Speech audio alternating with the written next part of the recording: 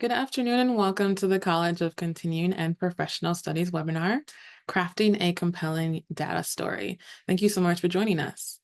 Next slide, please. It's a pleasure to have you all here this afternoon. My name is Shanta Bulai, and I'll be your moderator for today's webinar. If you have future questions about this webinar, other programs we offer, the college's contact information will be on the last slide of this presentation. I'm delighted to introduce the topic for today's webinar, Crafting a Compelling Data Story. Data can tell a powerful story. There is an art to transforming data into a clear, compelling narrative, but you do not need to be a data expert. This webinar is geared towards anyone who wants to enhance their data storytelling skills. We'll share the foundational elements of a data story, techniques for articulating key insights and developing a narrative structure, and skills in selecting appropriate visuals to support your main points. You'll leave with confidence and skills to begin developing and communicating your own data stories to a wide variety of audiences. In this webinar, we'll understand the foundational elements of an effective data story, learn techniques for articulating key insights and building a narrative structure, gain skills in selecting and using appropriate visuals to enhance your story, and lastly, develop confidence to create and communicate compelling data stories to diverse audiences. It's a pleasure to introduce the presenter for today's webinar, Ellen Squires. Ellen is a researcher and program evaluator specializing in using data to drive positive change. She excels at transforming data into compelling stories for diverse audiences, shedding light on new issues and insights. Ellen teaches the Data Foundations and Data Storytelling courses, a part of our Applied Data Analysis Certificate. Ellen, thank you so much for being with us and sharing your wisdom on this topic. I will pass it over to you. Thank you so much. Hi, everyone. Like Shanta said, my name is Ellen Squires. I'll just share a little bit about myself and then want to learn a little bit about who is in our webinar room today as well. So my graduate training and background is in public health metrics and evaluation. And I've spent my career in a variety of settings, primarily the nonprofit sector, and always focusing directly or indirectly on health in different dimensions. But the through line of my entire career, no matter where I've worked, has been data. So I've always been using data in one way or another. Sometimes I'm the analyst and number cruncher. Sometimes I'm the data visualization specialist, sometimes the data interpreter for different audiences. So I love data. I'm excited to use data in different contexts, and I'm really excited to be joining CCAPS as an instructor for 2 courses in the new certificate program that's launching shortly. So like Shanta said, I'm teaching data storytelling and data interpretation and application. And I love data storytelling in particular because it gives us this opportunity to be really creative as we weave data together into a narrative. And it's this really interdisciplinary process that draws on a lot of different skill sets, and it can be really powerful. So knowing how to move from raw data points and data sources to a clear-cutting data story is really useful for communication and decision-making. So this is what we're going to focus on in the webinar today, like Shanta said. So just real quick, I would like to get to know who is in the room today. So we're going to do just a 2-question poll. So first, the 2 questions here: which sector are or were you affiliated with? And then how often do you use or interact with data? So just think for a couple seconds, submit your response, and then we'll see the results. All right, I think folks have probably had enough time to answer. So we can see a mix here of private, public, nonprofit, academic, pretty evenly distributed. And people mostly are interacting or using data all the time or pretty often. Awesome, that's super helpful to know. So throughout the webinar today, we have quite a few attendees. So instead of using the chat, I'm just going to ask you a few kind of brainstorming, idea generating questions. So if you're someone who likes more analog style, you might want to have a pen and paper ready. You could open a Word doc or just kind of think to yourself. So I'm going to jump in with one of those brainstorming questions now. So I'm curious for you all to think a little bit about what interests you about data storytelling. So you might think about the uses it has in your life or work, or just why you're here today and excited to learn more about it. So just pause for 30 seconds and let folks think.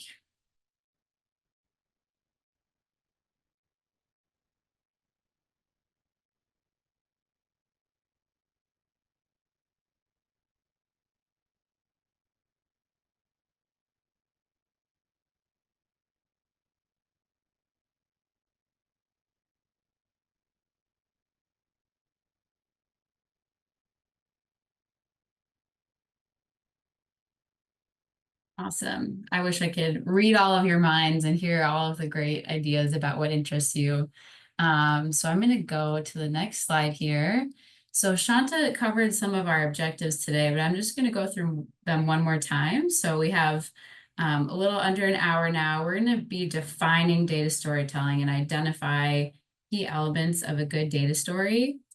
Going to spend some time learning techniques for developing that data story and then brainstorming visuals that you can use to support that data story. So one more question to get us thinking. Where do you see data used to tell stories? Again, either in your professional life, personal life, just pause for 30 seconds here.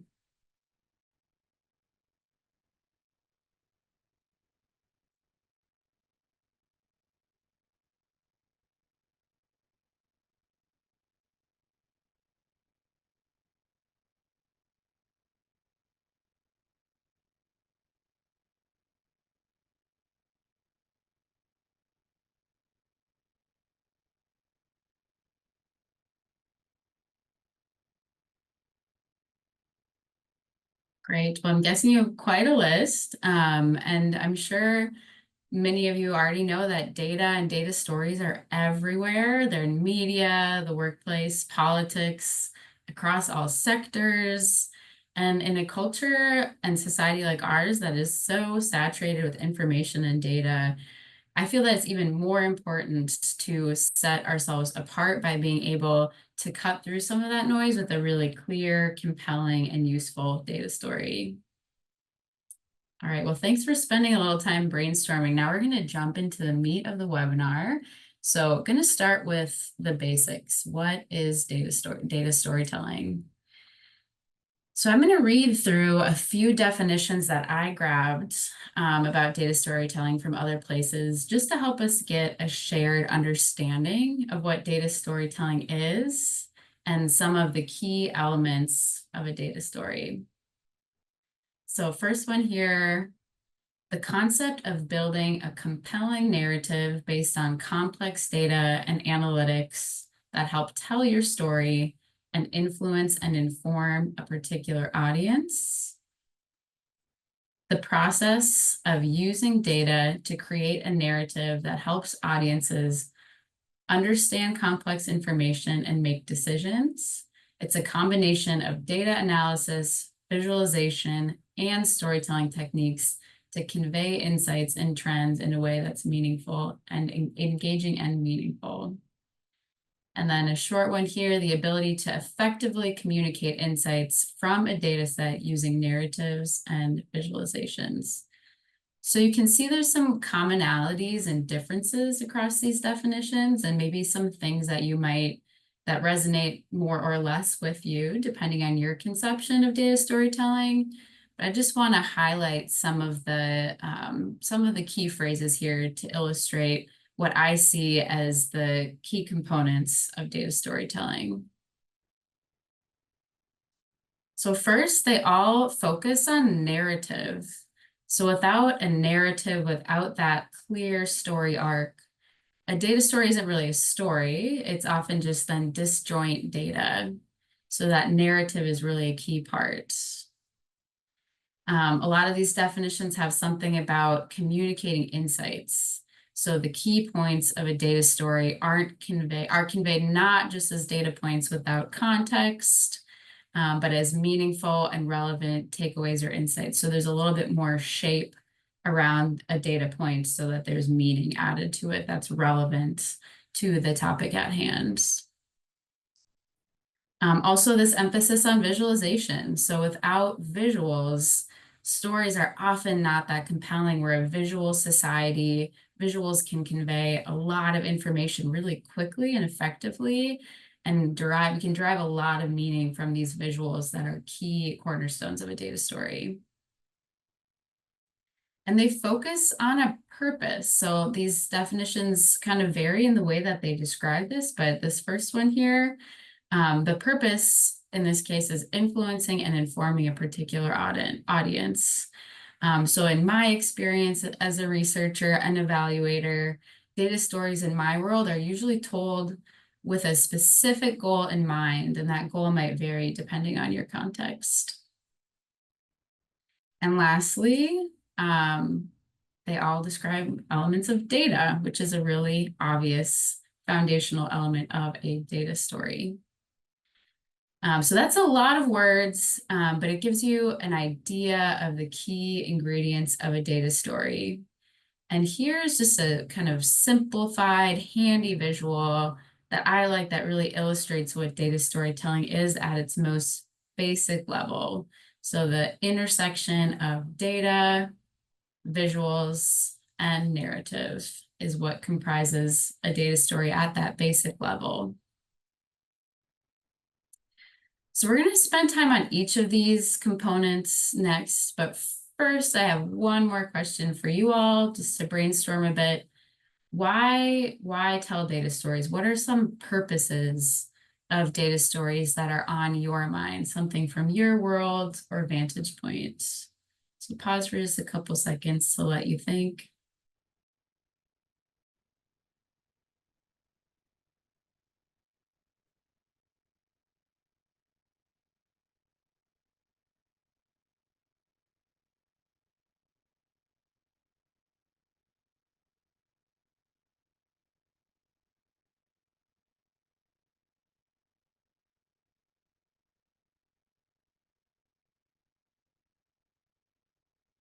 Great. So hopefully you have some ideas jotted down. And I'll share a few that were on my mind. So data stories might be created to inform a decision. So a stakeholder, a leader might come to you needing to make a decision and wanting to have some data or evidence to back that up. And it can be more impactful to weave what you present to them into a story rather than just sending them data points so that they're able to kind of have that decision making facilitated a little bit more easily. Data stories could also be used to persuade an audience of a specific point that you want to make. So a little bit of that angle. They might also be used to simplify a complex topic. So data stories, because they are kind of, in my experience, really distilling key points, they can really make something that's complicated a little bit more simple in a way that people can better or more clearly understand. Data stories also can be told to educate a specific group about an important issue, something that audience or a group of stakeholders cares about, or they might be aimed at a more general audience as well. And there are many more purposes. This is just a subset and things that are really kind of front of mind in my work experience day to day. But I'm sure that you have others on your own list that you've brainstormed as well. So it's important to keep these purposes in mind once you have a purpose for your data story to really ground that story as you're putting it together. So if your point is to inform a decision, are you presenting the story in a way that will clearly facilitate decision making? And if you're trying to just educate about an important issue or topic, maybe from a more objective standpoint, what are the key takeaways you really want your audience to learn and be left with? And is that data story effectively achieving that purpose?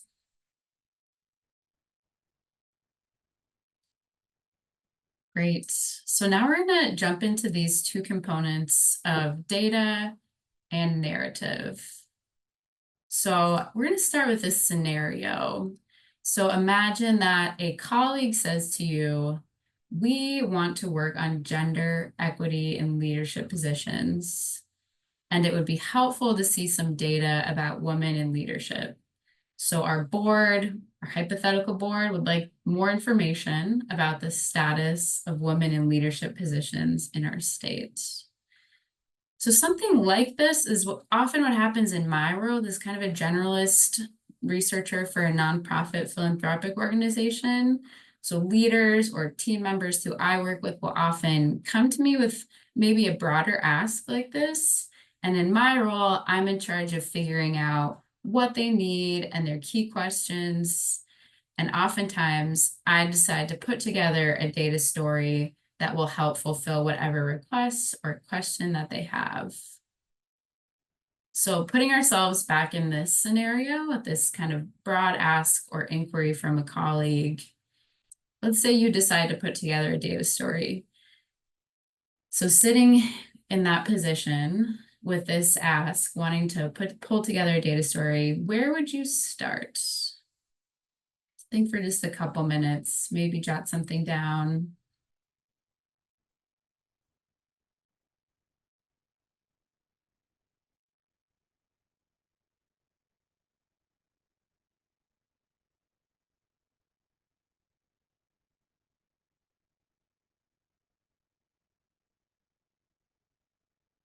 All right, so where would you start when faced with this ask? Oftentimes, what we need to do is start with the data. So we need to identify good data that can be used to create the story and answer, in our case, this kind of question at hand. So there are a lot of good sources for data, and it can be a little overwhelming sometimes. So just some ideas about where to start. You could ask a colleague or an expert in that area. You might already have knowledge of that topic or area and know at least a few places to start looking. You might just need to do a more general search if it's something a little less familiar to you. Or you could even ask ChatGPT and then kind of narrow it down from there and get some ideas from something like that. So many of these scenarios I have found myself in. Sometimes I know a lot about social and demographic data and those common data sources. So if that's the question, I usually know where to go.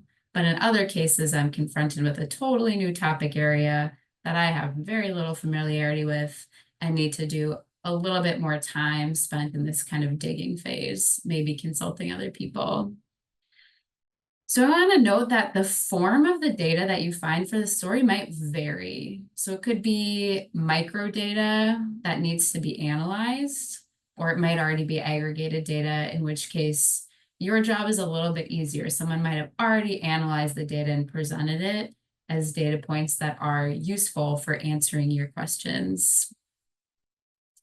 So regardless of what form the data is in, and I often use both of these, it's important to think critically about the data.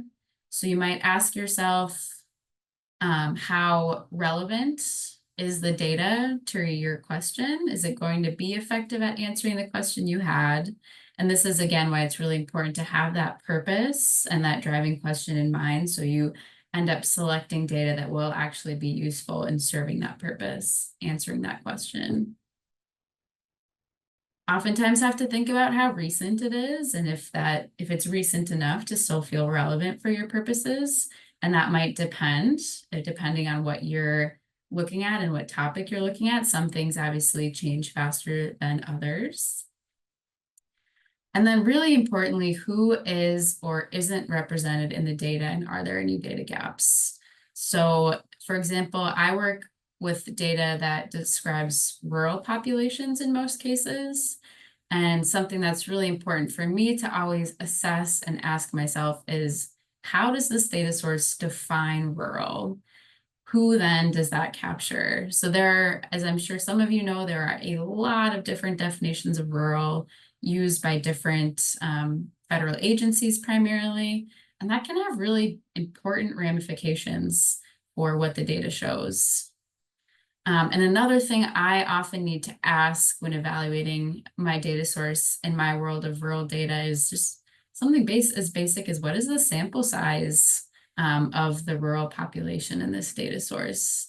We all know it can be really easy to incidentally be misleading with numbers. So a first step in pulling data for your data story is to really make sure it's reliable and accurate data that can answer your question. So as I'm grabbing this data, often I will note any limitations that the data has, because no data source is likely to be absolutely perfect for your purposes. So if the data is raw data, you obviously will need to clean and analyze it as needed. And data analysis is a whole separate topic, and that's going to be covered in more depth in one of the courses in that certificate program, Data Analysis Foundation. So one that I'm not teaching, but that is going to be a great course if you want to dig deeper into that. And as you start pulling this data, tracking down this data, assessing and compiling it, you'll start to see insights emerging that will give you ideas of how to shape your data story and what the key points will be. So important to take notes and start looking for these insights and takeaways as you go. All right, so that's it on data. So now we're going to talk a little bit about narrative. So we did some brainstorming about where to start when facing a broad ask for a data story. And you can see there's a lot of things to think about just related to the data that you're using for a data story. So now we're going to assume that we found some good data and need to start turning it into a story. So here is a general approach. So I oftentimes like to draft just 3 to 5 key points or insights. This will obviously depend on your context, but that number can really force you to be succinct in just pulling out the key insights or points for oftentimes pretty busy leaders or decision makers who might not have the most time to dig deep into a full report. So really think about distilling it into these 3 to 5 key points. And then just a thing to note here is the data supports the point, so it's not a point in itself. So the point isn't necessarily that 25% of people do X. You need to kind of frame and shape that key point in a way that is more meaningful than just the data point itself. And then arrange these 3 to 5 key points in a logical structure, so something with flow. So this gets to the narrative arc of a data story. And it can, again, vary depending on the story, but oftentimes these points in the narrative will build on each other to then bring you to the conclusion of your story or key takeaway. So also important to think about tailoring these key points to your audience and purpose. So some things to think about here. What language are you using? Does that language resonate with this group? How familiar are they with the topic? And that might dictate how much detail you need to include. And then kind of related, think about any context that's needed for the audience to understand the story. So this can come up front in the data story, or it can kind of be scattered throughout. But just thinking about beyond these points that you want to make, what other context will really help shape the story and make it so that people clearly understand the story that you're trying to tell. So just a couple tips. I often like to begin at the end. So thinking about where do we want the audience to be at the end of this data story or presentation, if it's a presentation. So what is that so what? And then you can make sure that all of the points are building towards that. Also important to really focus on use to make sure your data story achieves its purpose and is truly useful information. I've mentioned that a few times, but that's a really important one. Awesome. So just a basic narrative structure here. Start with context if you want to lead with that up front. That's necessary for your audience to understand the issue or story. So any background leading up to your key points that you want to include. add those supporting points, those potentially 3 to 5 key points that will often build on each other, get to your key insight, and then end with your so what. So these are often, the so what is often, but not always, recommendations or actions. It's what shows your audience why this really matters, or in some cases, what they can do about it. All right, so that covers narrative, and now we're going to jump to that third component of a data story, the very fun topic of visuals.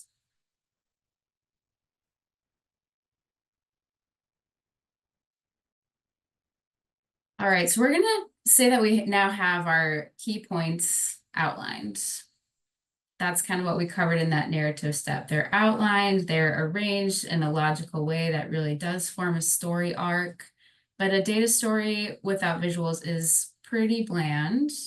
So most data stories do rely on these really strong, compelling visuals to help tell the story and illustrate your key points. So for each main point of your data story, this is one very common structure. Each main point will have a corresponding visual. So let's go back to our scenario about women in leadership positions, and we can start thinking about ways to visualize data to illustrate a point in our data story. So I pulled some data here. This is real data of people in management and non-management roles by gender. So looking at this data, I'll give you just a second to peruse it. And we can see a main point pretty clearly, that men are overrepresented in management roles compared to women. So there are different ways that we could visualize this data. This is pretty simple data. The data will not always be so simple and clear cut to visualize. But just think of what chart or graph you might use to visualize this data that will do a good job at illustrating this point.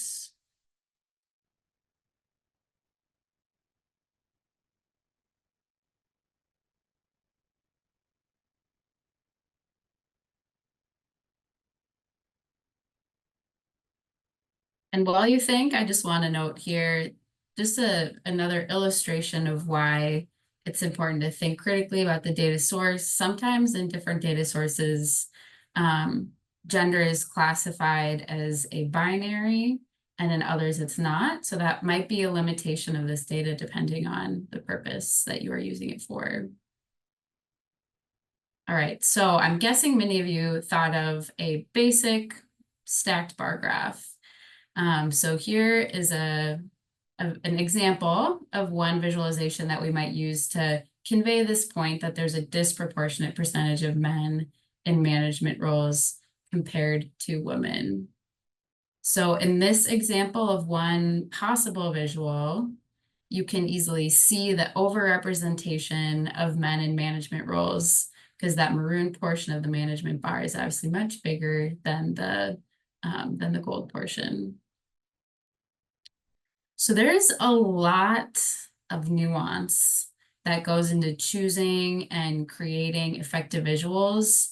And that's the subject of entire textbooks and classes. And there are tons of good resources available online to help guide you when you dive into doing this.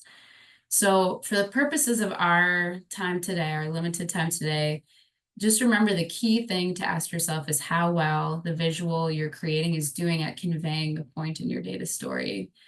So in addition to just choosing the right graph or a potentially right graph, there's oftentimes many right choices, obviously. There are a lot of kind of subtle adjustments that you can make as you aim to create a visual that does a great job of clearly illustrating the point you're making in a data story.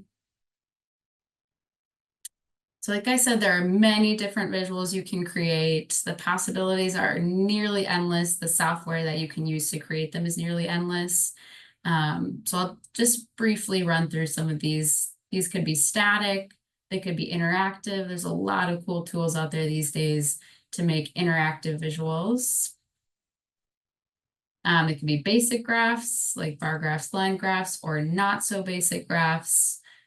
Things like Sankey diagrams, if you've seen those, sunburst charts, a ton of examples that we could include there. Infographics are one kind of visual, and even in some cases, you want to be really careful here, but tables can also be used. So with this many options, it can be hard to choose, and there are some really cool resources available, and I want to navigate to one real quick, just to show you one example of a concrete tool. Oops.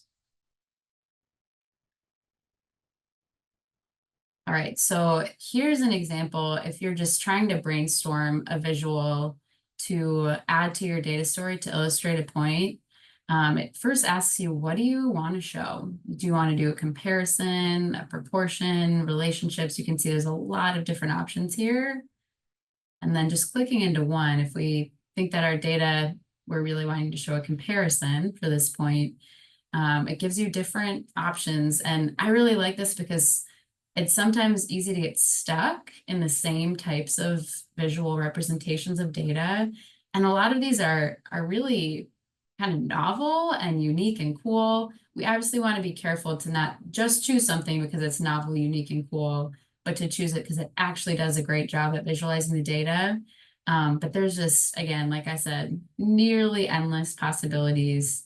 And by clicking into each of these further, you can get even more information about breaking down the anatomy of this different figure.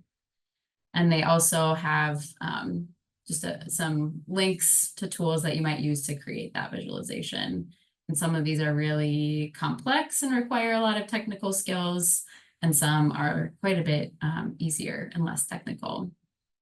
So this is a really fun tool that I like just for inspiration. If I'm trying to get out of the box of using the same visuals and want to get some ideas here, I find this to be pretty helpful. All right.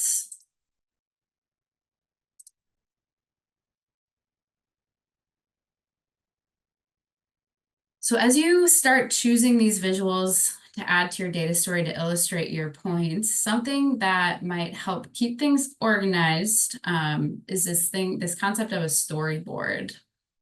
So you can draft your main points here of the data story, add some notes about the supporting data and narrative for that point, and then start sketching out your chart that you're thinking of using. So this is a great planning tool before you start pulling everything together. I like to kind of sketch things out first before I go to the work of creating the visuals and selecting what tool I'm going to use for the data story. It just helps sometimes to not have to go back to any code that I'm writing to make a visual when I know that I already kind of have a solid idea and can generate that.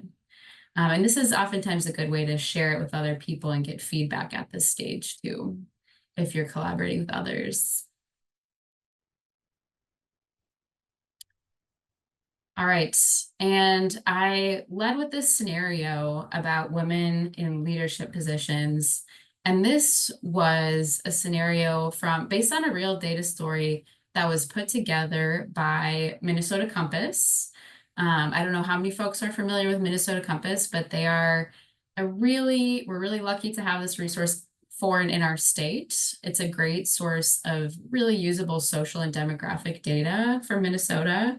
It's primarily data from the American Community Survey from the Census Bureau, but they pull in other data sources oftentimes as well. So check that out if you get a chance. They're really useful data for a broad variety of purposes across sectors. So I'm gonna navigate to this data story just to show you what one potential data story looks like when it's all put together.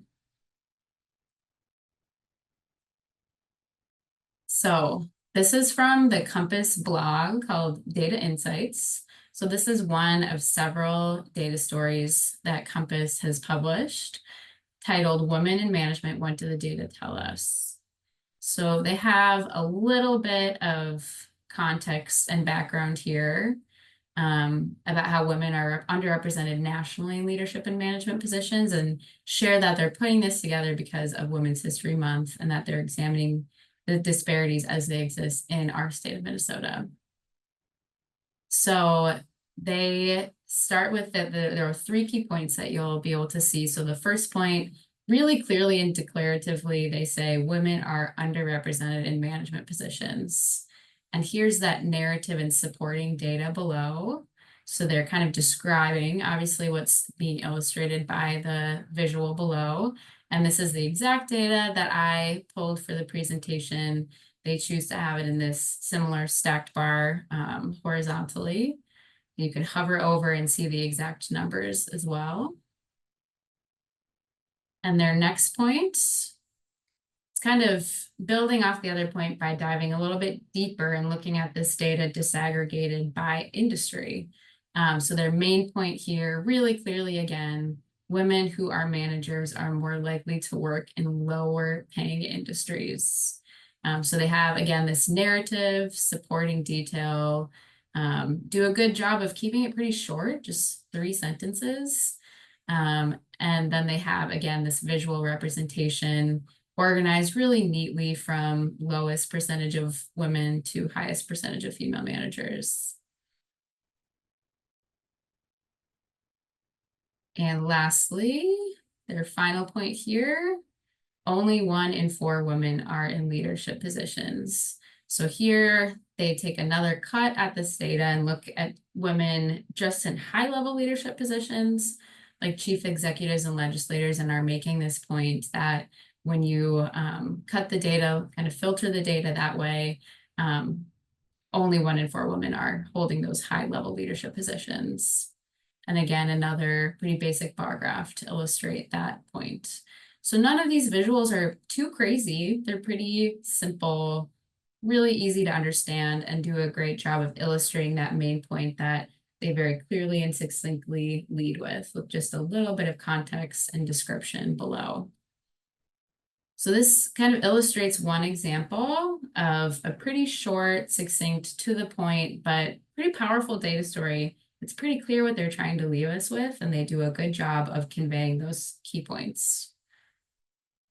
And then lastly, at the end here, again, this how you end a data story will vary depending on what you want to leave the audience with. But in this case, they want to leave us with key steps, actionable things employers could do to act on some of the disparities they're seeing in that data. So they just outline really clearly here considerations for employers who are thinking about how to work on gender disparities in management. All right, so that is one example. If you are excited about this example, excited about Compass, definitely check out the other data stories that they have available on their website. Many of them follow this structure, but they're a little bit different, so that can give you a taste of some of the ways that they might vary.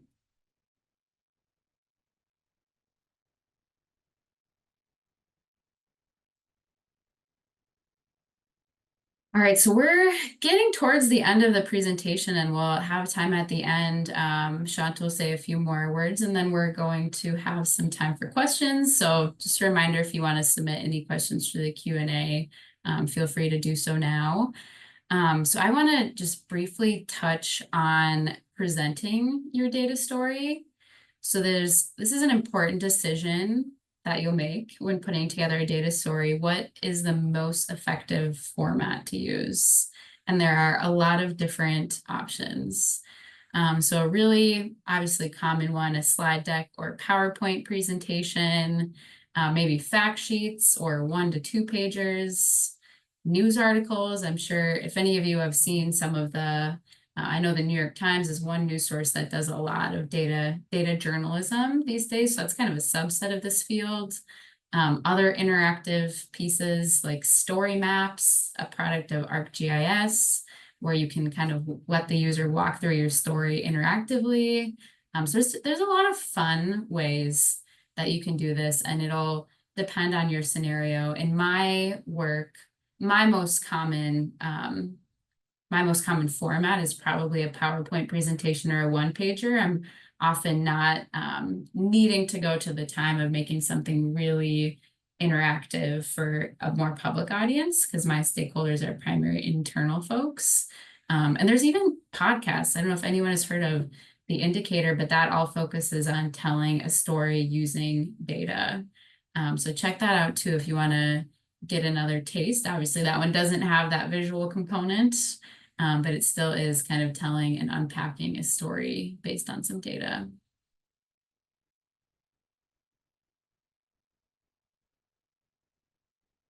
All right, so just to recap here, our key takeaways from today.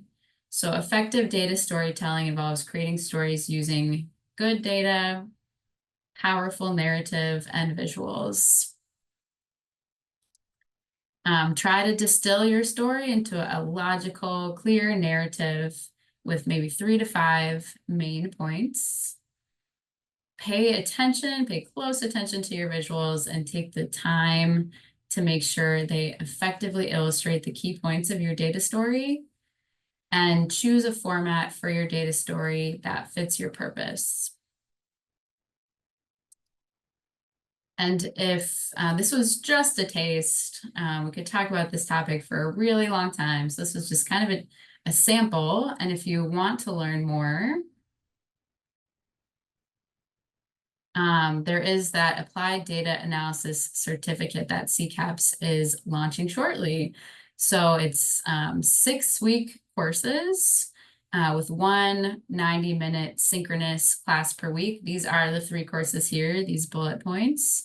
And you could take them individually or as a full series, but they are able to stand on their own if you're interested in one thing more than others. And they're aimed at a broad audience, so definitely tailored to all the way people who don't really analyze data, but more are thinking about the application of data as applied to decisions. And also I think can be interesting too to people who are more data savvy, more on the analytical side of things. So definitely a broad audience, and you don't need to be a data expert to take any of these classes. And the first course, Data Analysis Foundations, taught by another great instructor at CCAPS, is starting fairly soon in October, late October. I think it's the 28th. All right, so I'm going to pass it back to Shanta for some wrap-up items before we get to any questions.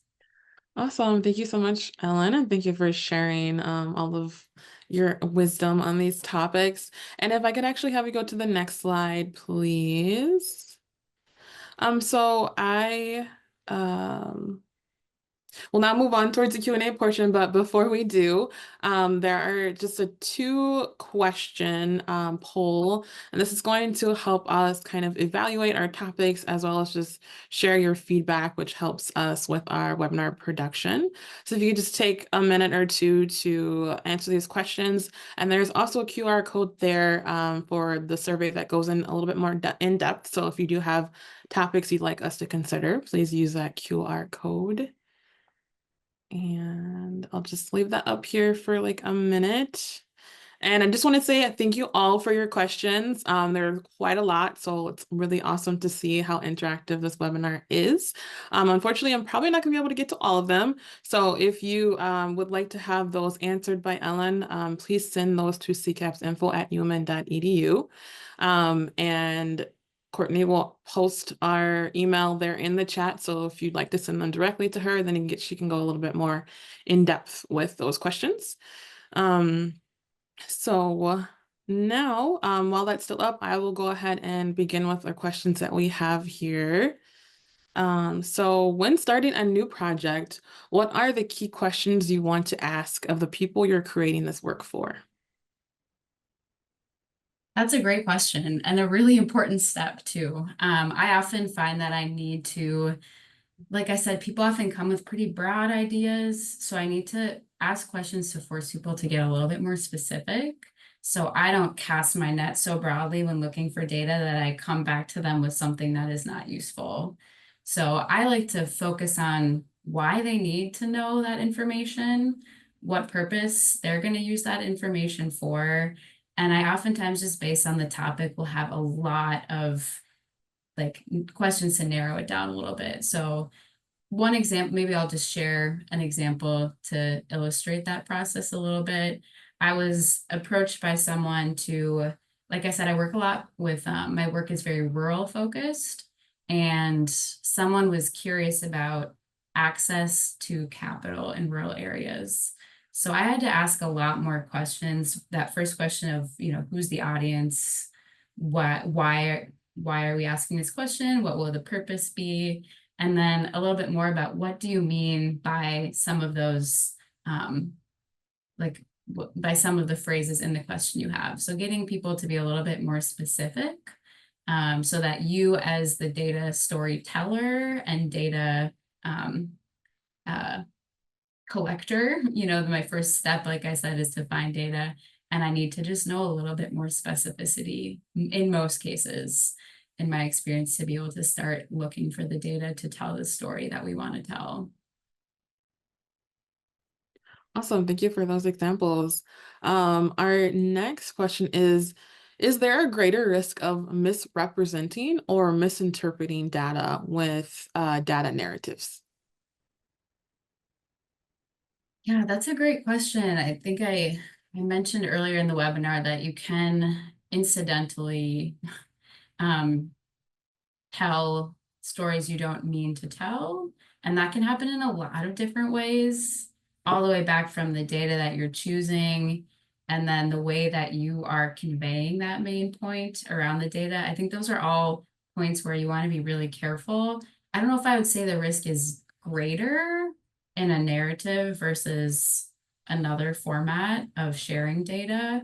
Obviously, if you're just presenting data as it is, as a data point, and providing some information about where it came from, some more information about the data source, I guess there is probably less risk in misrepresenting because you're just objectively sharing data and saying, do with it what you will. So there is, maybe you do want to be just a little bit more cautious in how you are framing a data story, knowing that you're kind of adding some of your own meaning and interpretation to that data as you're creating the story. Awesome. And so what are some common mistakes that you see with how people share data, and how can we avoid those common pitfalls? That's a great question. I think oftentimes things can be a little too cluttered. I feel like people might go a little bit overboard on trying to squeeze in as much information as possible, and more is not always better. So I've consumed some data stories where it just feels like I get to the end and it's not quite clear where they were leading you. So I think paying attention to not trying to squeeze in too much is really important. Also, I really do think that piece about being really mindful about the data you're using. There's, I won't get too into this, but there's an entire book that was written. It was, in some cases, a data story based on different polls of Americans, and they were focusing on rural Americans. So again, relevant to my work, and just the way that it was presented when you went back to the data source directly and saw how they were basing the data that they were using to base their claims as the authors, it was a little bit suspect. The sample sizes were small. So kind of jumping from, small sample size and data that represents that small sample size to broad generalization about a population. That's, I think, some of the most common mistakes, is just not being as mindful about the data that you're using and then jumping to a conclusion that isn't necessarily warranted based on the data.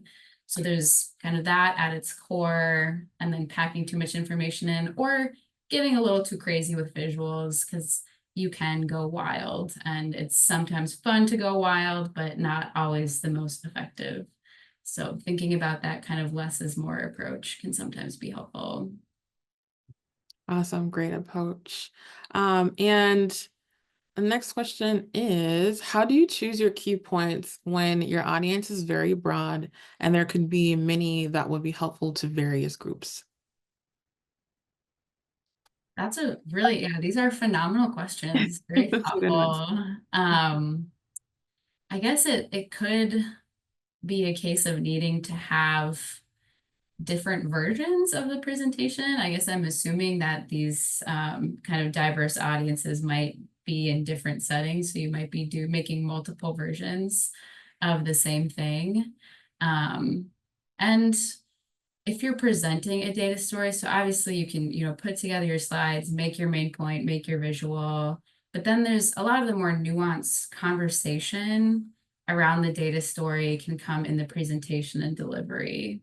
So if you have that flexibility, so say your diverse audiences are in the room, you've put together as, a presentation that does as good as you can at reaching and speaking to these different audiences, and then leaving enough space for dialogue and nuance as you convey these points, acknowledging the different perspectives in the room and how the points can be elaborated as you go throughout that presentation to speak to those other people might be helpful.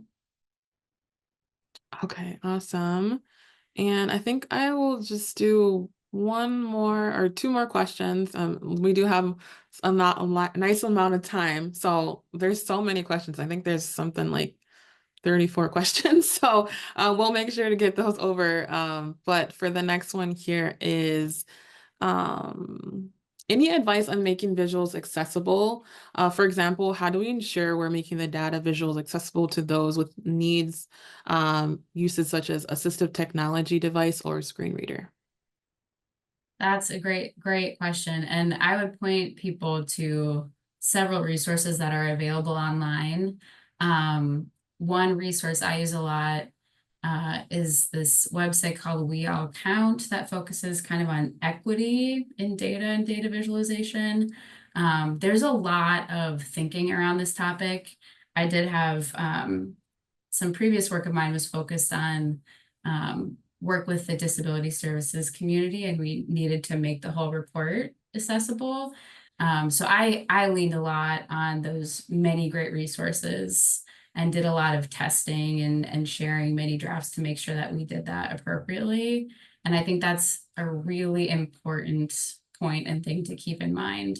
For any presentation, not even if you know that that's a need from your stakeholder or clients. Yeah. All right. And then our last question then will be, how do you tailor a data story for stakeholders with conflicting priorities or varying levels of understanding? Mm. Yeah, that's kind of related to that other question about how when you have diverse perspectives, how do you make key points that will resonate with other people? I think in a lot of cases, you need to speak to the person in the room who has the least familiarity with that topic or data source. So erring on the side, if you do have people who are on the spectrum of either data literacy or familiarity or expertise in that topic, just thinking about the person in the room who might know the least and being really mindful that your data story includes enough context and plain language and description so that they will understand. I think that's important. And if it results in, some things that the most expert person in the room already knows, I think that's in most cases fine. Knowing that it's important to be inclusive and make your points in a way that's understandable and digestible to everyone who's present. Yeah. Well, great. Then we will wrap up here with the questions. And again, please send your questions to ccaps.info@umn.edu if I did not get to them today. And Ellen, if I could have you go to the next slide, please. Wonderful. CCAPS now offers flexible workforce development solutions designed to equip employees with the targeted knowledge and skills or organization needs. Our programs include industry-driven bachelor's and master's programs, along with 12 non-credit certificates and over 80 individual courses. If you or someone in your organization would like to learn more, please schedule a consultation with our business development representative, Beth Laurie. And next slide, please. As I mentioned earlier, we will send a link to the webinar recording within a week of today's webinar. The recording will also be posted to our CCAPS webinar archive as well as our CCAPS YouTube page. University of Minnesota employees are now eligible to receive well-being points for listening to our webinars. So please use the link on the form of the second last slide of our webinar presentation. Go ahead and fill that out, and that is where you can get your points there. And our college's contact information is here if you have any other questions for us. And I just want to thank you all for joining us and all of your awesome questions, and you have a good rest of your afternoon.